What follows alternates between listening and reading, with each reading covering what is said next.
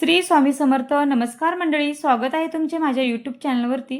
आजचा दिवस तुम्हाला खूप छान सुखाचा आनंदाचा जावो हीच मी स्वामींच्या चरणी प्रार्थना करते आणि आज या नवीन व्हिडिओला सुरुवात करते. तर बघा, गणेश चतुर्थीच्या आदल्या दिवशी असते हरतालिका आणि हरतालिकेची पूजा सगळ्या स्त्रिया या करत असतात.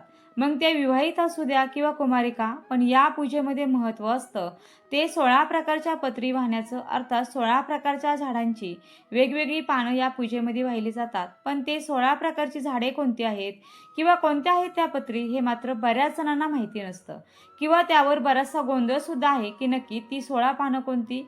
आणि तोच गोंधळ आजच्या या व्हिडिओच्या माध्यमातून मी दूर करणार आहे. त्यासाठी तुम्ही हा व्हिडिओ स्किप न करता अगदी शेवटपर्यंत नक्की पहा. चला तर मग आजच्या या व्हिडिओला सुरुवात करते. चला आता वळूया प्रथम हरतालिकेच्या पूजेकडे. हरतालिकेचं व्रत हे भाद्रपद मध्येच केलं जातं आणि ते भाद्रपद तृतीयालाच केलं जातं. आणि बघा, हरतालिका व्रत यावर्षी 14 सप्टेंबर 2026 वार सोमवार या दिवशी आलेलं आहे. पण यावर्षी तृतीया तिथी व चतुर्थी तिथी एकाच दिवशी आलेले आहे. व हे हरतालिका व्रत मग आपण कधी करावे, पूजा मांडणी उद्यापन कधी करावी या संदर्भातला व्हिडिओ आपल्या चॅनलवरती अपलोड केला आहे. तो तुम्ही नक्की पहा, तुम्हाला व्यवस्थित या संदर्भातील माहिती या व्हिडिओमध्ये मिळून जाईल. तर बघा, या हरतालिकेचं व्रत सगळ्या कुमारिका देखील करत असतात, मनासारखा पती मिळावा म्हणून, आणि सगळे विवाहित स्त्रिया देखील करत असतात त्यांचं सौभाग्य अखंड राहावं म्हणून.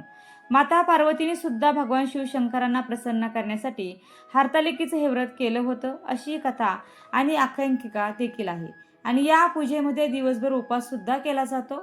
उपासाला कोणतेही पदार्थ न खाता हा उपवास केला जातो किंवा फक्त फळे खाऊन देखील हा उपवास केला जातो. तसेच शिव पार्वतीचं पूजन केलं जातं. पण या पूजेचं वैशिष्ट्य हे असतं की या पूजेमध्ये वाळूने महादेवांची पिंड बनवली जाते आणि महादेवांची पूजा देखील केली जाते.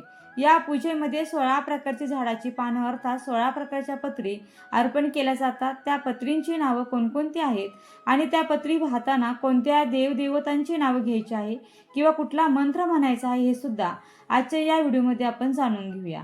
पण त्याआधी एक छोटीशी आठवण, ती म्हणजे हरतालिकेची पूजा कशी करावी. हे जर तुम्हाला माहिती नसेल तर हरतालिकेची पूजा संदर्भातील व्हिडिओ सुद्धा आपल्या चॅनलवरती येणार आहे, तर तो देखील तुम्ही नक्की पहा. तर आता वळूया 16 पत्री कोणत्या या मुद्द्याकडे.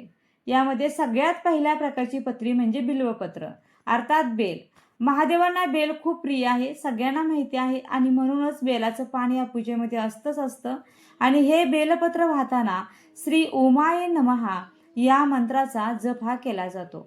शिवतत्व आणि शक्ती जागृत होण्यासाठी या प्रकारचे मंत्र म्हणून बिल्वपत्र या पूजेमध्ये अर्पण केले जाते. त्यानंतर दुसऱ्या प्रकारची पत्री म्हणजे आघाडा.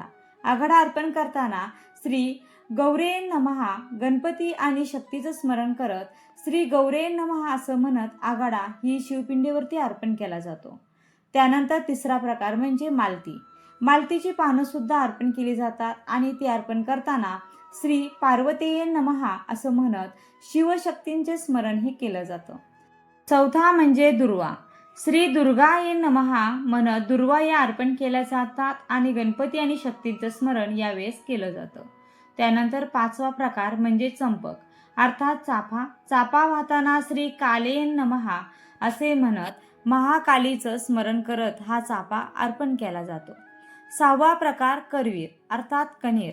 कण्हेरीचं पान अर्पण केली जातात आणि कण्हेरीची पानं अर्पण करताना श्री भवान्वे नमहा असं म्हणत शक्तीचं स्मरण हे केलं जातं. त्यानंतर सातवा प्रकार बद्री अर्थात बोर. बोराचं पान अर्पण करताना श्री रुद्राये नमहा असं म्हणत शिवशक्तीचं स्मरण करत हे बोराचं पान शिवपिंडीवरती अर्पण केलं जातं. आठवा प्रकार म्हणजे रुई. रुईची पानं अर्पण केली जातात आणि हे अर्पण करताना श्री शर्वाये नमहा असं म्हणत या मंत्राचा जप केला जातो आणि हनुमान आणि शिवशक्तीचं स्मरण हे केलं जातं. नववा प्रकार म्हणजे तुळस. तुळस सुद्धा या पूजेमध्ये अर्पण केली जाते आणि श्री चंडिकाये नमहा असं म्हणत विष्णू आणि शक्तीचं स्मरण हे केलं जातं. त्यानंतर 10वा प्रकार म्हणजे मुनिपत्र. मुनिपत्र म्हणजे दवना. जो दवना आपण खंडोबाला अर्पण करतो त्या दवनाला मुनिपत्र असं म्हणतात. हा दवना अर्पण करताना श्री ईश्वराये नमहा असं म्हणत निर्गुणाचं स्मरण हे केलं जातं. 11वा प्रकार म्हणजे दाडिमी. डाळिंबी म्हणजे डाळिंबाचं पान अर्पण केलं जातं आणि श्री शिवाय नमः म्हणत शिवशक्तीचं स्मरण हे केलं जातं. 12वा प्रकार म्हणजे धोत्रा. धोत्रा अर्पण करताना श्री अर्पणाय नमः म्हणून शिवशक्तीचं स्मरण हे केलं जातं.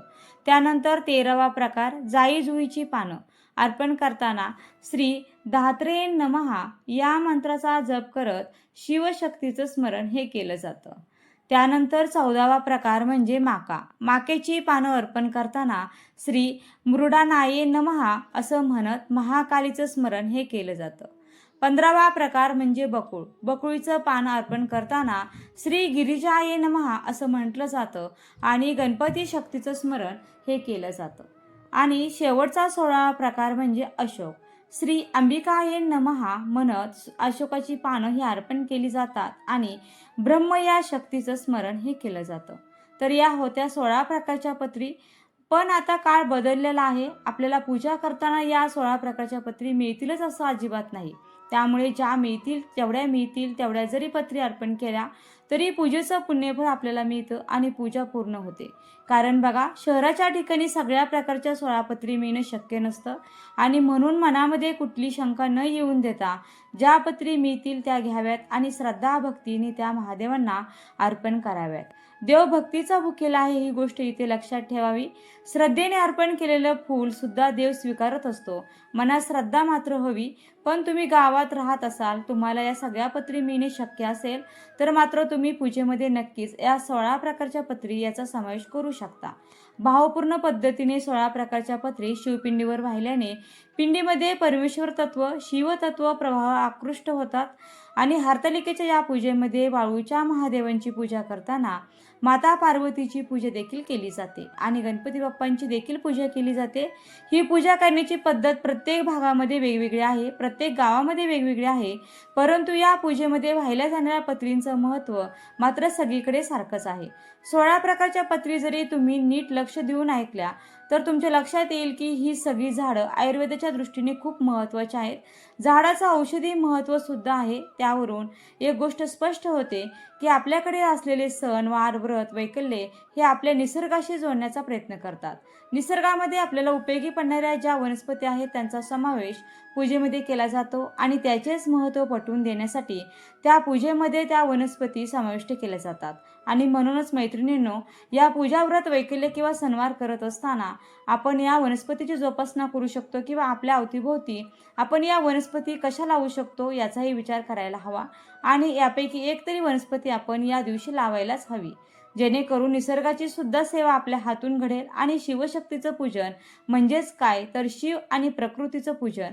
जेव्हा या वनस्पतीचं महत्त्व समजून घेऊ आणि त्यानंतर आपण त्या वनस्पती आपल्या अवतीभोवती लावू तेव्हा खऱ्या अर्थाने पूजा ही सफल होईल. बघा, कुठल्याही प्रकारचं व्रत करताना पूजा करताना त्यामध्ये समाविष्ट केलेले जाणारे साहित्य, त्यामध्ये वाहिल्या जाणाऱ्या फुलं पत्री या सगळ्या गोष्टीचं महत्त्व समजून घेऊनच ती पूजा केली तरच नक्कीच आपल्याला त्या पूजेचा खरा अर्थ कळतो. यात काही शंका नाही. जर यापैकी तुमच्याकडे ज्या पत्री उपलब्ध असतील तर तुम्ही नक्कीच त्या पत्री वाहत असताना तो मंत्र म्हणून पत्री अर्पण करा. तसेच तुमच्याकडे वाळू किंवा सखीच्या मूर्ती नसतील तर हरतालिकेची पूजा अगदी साध्या सोप्या पद्धतीने आणि शास्त्रीय पद्धतीने कशी करावी याचा व्हिडिओ चॅनलवरती अपलोड होणार आहे, तो देखील नक्की पहा. तर हा माहितीपूर्ण व्हिडिओ तुम्हाला कसा वाटला? व्हिडिओ आवडला असेल तर व्हिडिओला नक्की लाईक करा, शेअर करा व चॅनलला सबस्क्राईब करायला मात्र अजिबात विसरू नका. व्हिडिओ शेवटपर्यंत पाहिल्याबद्दल अगदी मनापासून तुमची खूप खूप आभारी आहे. धन्यवाद. श्री स्वामी समर्थ. जय जय स्वामी समर्थ. रामकृष्ण हरी. जय जय रामकृष्ण हरी. ओम नमः शिवाय. ओम नमः शिवाय. ओम नमः शिवाय.